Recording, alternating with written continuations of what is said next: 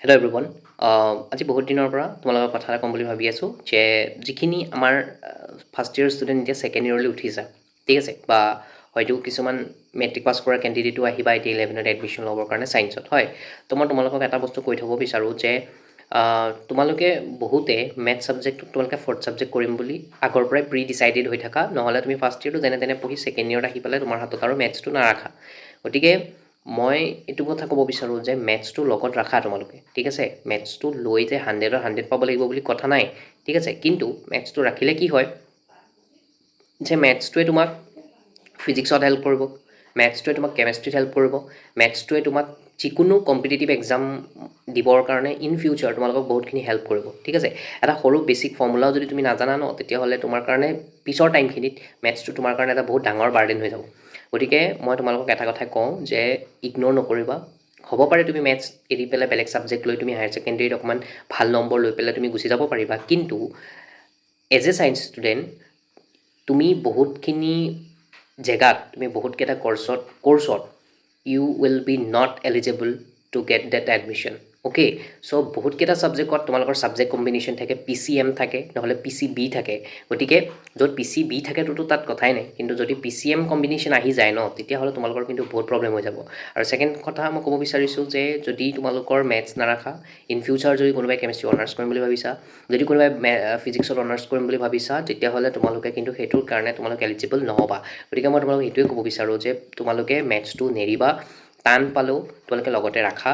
আৰু এটা কথা মনত ৰাখা যে আমাৰ ফাইনেলত, আমাৰ HS ছেকেণ্ড ইয়েৰৰ ফাইনেলত তোমালোকৰ মেথছৰ পেপাৰটো সহজ আহে, বহুত বেছি টান নকৰে।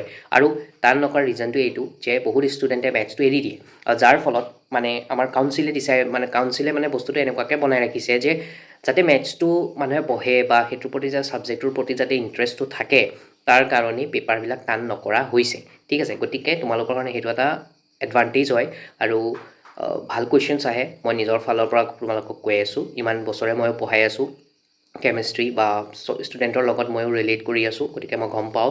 মই একদম প্ৰেক্টিকেল ফিল্ডৰ এক্সপিৰিয়েঞ্চৰ ফালৰ পৰা তোমালোকক কৈ আছোঁ যে তোমালোকে মেথছটো নেৰিবা, যিমান পাৰা অলপ হ'লেও কৰা, আৰামছে নম্বৰ আহি যায়, ঠিক আছে। গতিকে তোমালোকে সেইখিনি টেনশ্যনেই ল'ব নালাগে। হয়তো ফাৰ্ষ্ট ইয়েৰত কাৰোবাৰ টান লাগিব পাৰে, কিন্তু ছেকেণ্ড ইয়েৰত তোমালোকে বস্তুবিলাক বুজিব পাৰিবা, আৰু স্পেচিফিকেলি চেপ্টাৰ কিছুমান টাৰ্গেট কৰিলেই তোমালোকৰ ভাল নম্বৰ এটা আহি যায়।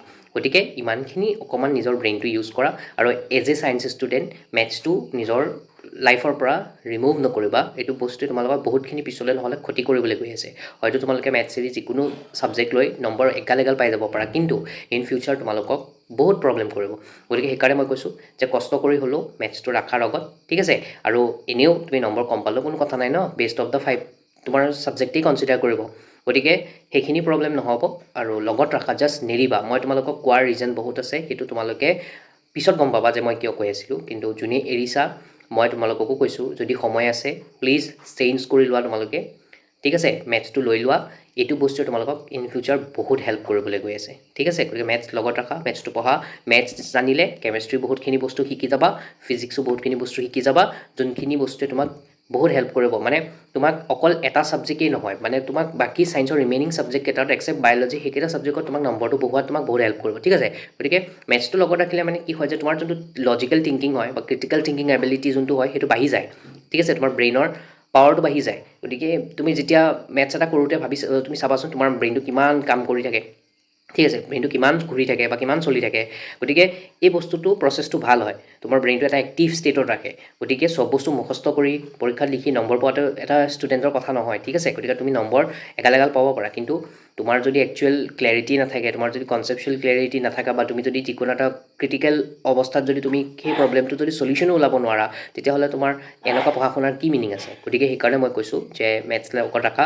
এইটো তোমাক অকল পৰীক্ষাত নম্বৰ দিয়াই নহয় বা তোমাক অকল ফৰ্মুলাকেইটা শিকোৱাই নহয়, তোমাক ৰিয়েল লাইফতো তাৰ বহুত এপ্লিকেশ্যনছ আছে, যাৰ কাৰণে তোমালোকক মই ৰাখিবলৈ এই ভিডিঅ'টোৰ জৰিয়তে মই তোমালোকক জনাইছোঁ।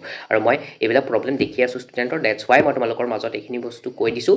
গতিকে যদি কোনোবাই ভাবিছিলে এৰিম বুলি, নেৰিবা, তোমালোকে লগত ৰাখা।